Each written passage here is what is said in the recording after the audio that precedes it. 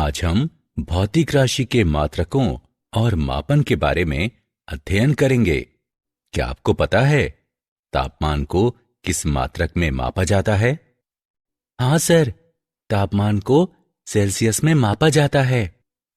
बहुत अच्छे, लेकिन तापमान का मानक मात्रक केल्विन है। लेकिन सर, हमें प्रत्येक राशि के लिए मानक मात्रक की जरूरत क्यों होती है? किसी राशि को अंतरराष्ट्रीय और वैश्विक रूप से मापने के लिए हम एक मानक मात्रक का प्रयोग करते हैं। अब आइए हम मात्रकों और मापन एवं संबंधित शीर्षकों का अध्ययन करें। उद्देश्य। इस पाठ के अंत में आप निम्न करने में सक्षम हो जाएंगे: मात्रकों और मापनों को परिभाषित करना, लंबाई के मापन को समझना, द्रव्यमान मापना, समय मापना, त्रुटियों का विश्लेषण करना, महत्वपूर्ण आंकड़ों को समझना, विमीय सूत्रों और समीकरणों को लिखना और वित्तीय विश्लेषण को समझना। मात्रक और मापन। भौतिकी के अध्ययन में मापन बहुत अधिक महत्वपूर्ण है। किसी भौतिक राशि के मापन में निम्न की जरूरत होती है: एक मानक उस रूप में जिसमें राशि को मापा जाना है, आंकिक मान जो ये प्रदर्शित करे कि भौतिक राशि में मानक कितनी बार आता है। मात्रकों को दो वर्गों में वर्गीकृत किया जाता है। वे इस प्रकार हैं: मूल मात्रक और व्युत्पन्न मात्रक। मूल राशियों के मात्रक मूल मात्रक कहलाते हैं। ऐसे मात्रक जो किसी भी आंकिक मान को शामिल किए बिना मूल मात्रकों की सहायता से व्युत्पन्न किए जाते हैं, व्युत्पन्न मात्रक कहलाते हैं। मात्रकों की अंतरराष्ट्रीय प्रणाली। लंबाई, द्रव्यमान और समय के लिए अंतरराष्ट्रीय रूप से 4 प्रणालियां हैं: MKS यानी मीटर किलोग्राम सेकेंड, CGS यानी सेंटीमीटर ग्राम सेकेंड, FPS यानी फुट पाउंड सेकेंड, SI यानी मात्रकों की अंतरराष्ट्रीय प्रणाली। सभी भौतिक राशियों के मात्रक मात्रक की SI प्रणाली में प्राप्त किए जाते हैं। लंबाई का मापन। जैसा कि आप जानते हैं, मीटर पैमाना, वर्नियर कैलिपर्स, स्क्रू गेज आदि लंबाई के मापन हेतु हैं। हम निम्न के लिए कुछ अप्रत्यक्ष विधियों का प्रयोग करते हैं: लंबी दूरियों को मापना और बहुत छोटी दूरियों को मापना। बहुत अधिक दूरी मापने के लिए लंबन विधि का प्रयोग किया जाता है। उदाहरण के लिए, पृथ्वी और चंद्रमा के मध्य की दूरी। आइए इसे एक उदाहरण से समझें। एक लड़की 2 अलग अलग बिंदुओं P और Q से एक दीवार पर छड़ को देख रही है। वो ध्यान देती है कि छड़ की स्थिति दीवार के सापेक्ष बदलती हुई प्रतीत होती है। इसे लंबन कहा जाता है। P और Q के मध्य की दूरी आधार कहलाती है। बहुत छोटी दूरियों को मापने के लिए टनलिंग माइक्रोस्कोपी का प्रयोग किया जाता है, क्योंकि इसकी विभेदन क्षमता बहुत उच्च होती है। उदाहरण के लिए, एक अणु के आकार की गणना। द्रव्यमान का मापन। किसी पिंड के द्रव्यमान को पिंड में मौजूद द्रव्य की मात्रा के रूप में परिभाषित करते हैं। द्रव्यमान से संबंधित 2 महत्वपूर्ण भौतिक राशियां हैं। ये राशियां हैं जड़त्वीय द्रव्यमान और गुरुत्वीय द्रव्यमान। जड़त्वीय द्रव्यमान: पिंड का द्रव्यमान पिंड के जड़त्व की माप द्वारा निर्धारित किया जाता है।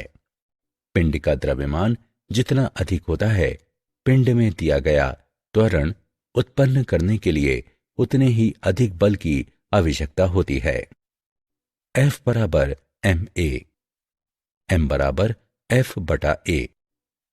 किसी पिंड के जड़त्वीय द्रव्यमान को मापने के लिए हम जड़त्वीय तुला को उपयोग में लाते हैं।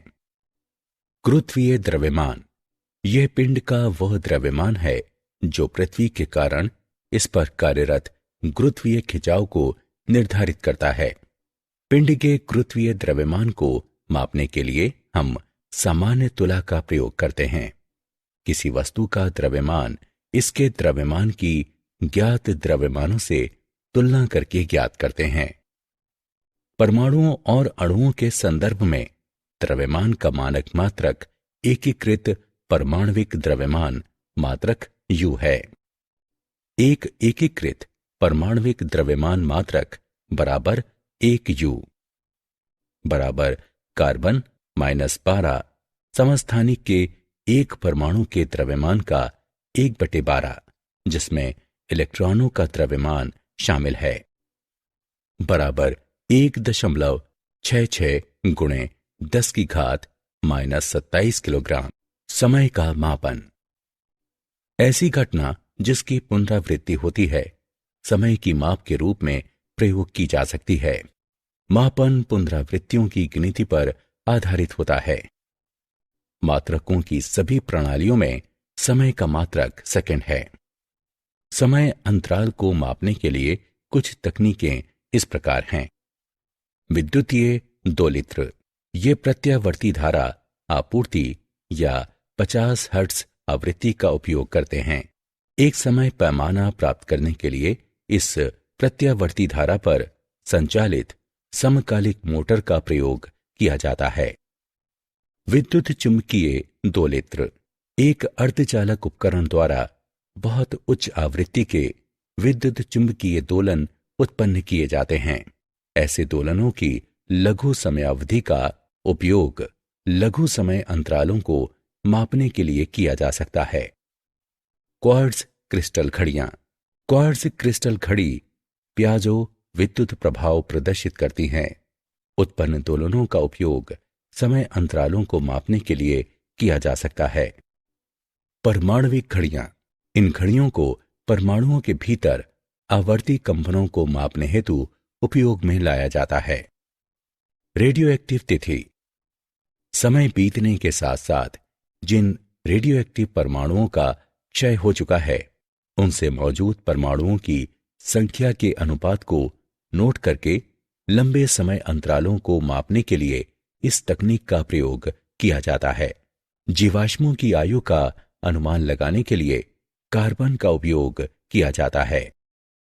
त्रुटि, किसी माप उपकरण द्वारा प्रत्येक मापन के परिणाम में कुछ अनिश्चितता होती है। मापन की त्रुटि को अनिश्चितता के एक प्रकार के रूप में परिभाषित किया जाता है। एक मापन की शुद्धता वो माप होती है जो ये बताती है कि मापा गया मान राशि के वास्तविक मान के कितना निकट है। परिशुद्धता हमें ये बताती है कि राशि को कितनी विभेदन क्षमता या सीमा तक मापा जाता है। त्रुटियों के 3 प्रकार हैं। निरपेक्ष त्रुटि, ये इसके मापे गए मान और वास्तविक मान के मध्य का अंतर है। सापेक्षिक त्रुटि, इसे इसके मापन की निरपेक्ष त्रुटि और इसके वास्तविक मान के अनुपात के रूप में परिभाषित किया जाता है। प्रतिशत त्रुटि, ये 100 के साथ इसकी सापेक्षिक त्रुटि का गुणनफल है। उदाहरण, आइए त्रुटियों का एक उदाहरण लें। एक संधारित्र की धारिता C बराबर 2.0 प्लस या माइनस 0.1 माइक्रोफैरड, जिसे V बराबर 20 प्लस या माइनस 0.2 वोल्ट की वोल्टता तक आवेशित किया जाता है। संधारित्र पर कितना आवेश Q होगा? उपयोग करें Q बराबर CV। आइए हल देखें। Q बराबर CV गणना करने पर हमें प्राप्त होता है Q बराबर 40 गुणे 10 की घात -6 कूलॉम। C में त्रुटि बराबर 2 में 0.1 भाग बराबर 5%। V में त्रुटि बराबर 20 में 0.2 भाग बराबर 1%। Q में त्रुटि बराबर 5% प्लस 1% बराबर 6%। इसलिए आवेश Q बराबर 40 प्लस या माइनस 2.4 गुणे 10 की घात -6 कूलॉम। सार्थक अंक। मापन में सार्थक अंक को उस मापन में ज्ञात मात्रकों के रूप में परिभाषित किया जाता है। किसी मापन में सार्थक अंकों की संख्या इसकी शुद्धता के स्तर को प्रदर्शित करती है। इसका अर्थ है मापन में सार्थक अंकों की संख्या जितनी अधिक होती है उस मापन की शुद्धता उतनी ही अधिक होती है। आइए एक उदाहरण लें। 1000 सबसे परिशुद्ध है क्योंकि इसमें 4 सार्थक अंक हैं। सन्निकटन करना यह एक ऐसी प्रक्रिया है जिसके द्वारा सार्थक अंकों की संख्या को जरूरत के अनुसार घटाया जा सकता है। आइए एक उदाहरण लें। L बराबर 2.6587 सेंटीमीटर। सन्निकटन करने पर L बराबर 2.659 सेंटीमीटर। उदाहरण। आइए सार्थक अंक का एक उदाहरण लें। एक घन की भुजाओं को 6.052 मीटर मापा जाता है। इस घन का आयतन और संपूर्ण पृष्ठ क्षेत्रफल उपयुक्त सार्थक अंकों तक ज्ञात करें। आइए हल देखें। आयतन बराबर लंबाई गुणा चौड़ाई गुणे ऊंचाई। गणना करने पर हम प्राप्त करते हैं V बराबर 221.665 घन मीटर। गुणनफल के मापे गए घटकों में से प्रत्येक में सार्थक अंकों की संख्या 4 है। इस प्रकार आयतन का गणना किया गया मान केवल 4 सार्थक अंकों में होना चाहिए। इस प्रकार V बराबर 221.7 घन मीटर। संपूर्ण पृष्ठ क्षेत्रफल बराबर 6 फलकों का पृष्ठ क्षेत्रफल। गणना करने पर हमें प्राप्त होता है S बराबर 219.76 वर्ग मीटर। प्रत्येक गुणनफल 4 सार्थक अंकों वाले घटक हैं। अंतिम परिणाम भी 4 सार्थक अंकों में होना चाहिए। इस प्रकार S बराबर 219.8 वर्ग मीटर। भौतिक राशि की विमाएं। किसी भौतिक राशि की विमाएं वे घाते हैं जिन्हें उस भौतिक राशि के मात्रक को व्यक्त करने के लिए मूल मात्रकों पर लगाया जाता है। सभी भौतिक राशियों को L, M और T विमाओं के पदों में लिखा जाता है। विमीय सूत्र एवं समीकरणें। किसी भौतिक राशि का विमीय सूत्र एक वर्ग कोष्ठक के अंदर मूल मात्रकों की घातों सहित उनके पदों में एक व्यंजक है। आइए एक उदाहरण लें। वेग का विमीय सूत्र निम्न है। ये एक समीकरण है जिसे एक भौतिक राशि के विमीय सूत्र को इसके प्रतीक के बराबर रखते हुए प्राप्त किया जाता है। आइए एक उदाहरण लें। वेग का विमीय समीकरण V बराबर m की घात 0 LT की घात घटा 1 है। विमीय विश्लेषण। भौतिक राशियों के परिमाणों को एक दूसरे में जोड़ा या एक दूसरे से घटाया केवल तभी जा सकता है जब वे समान विमाओं में हों।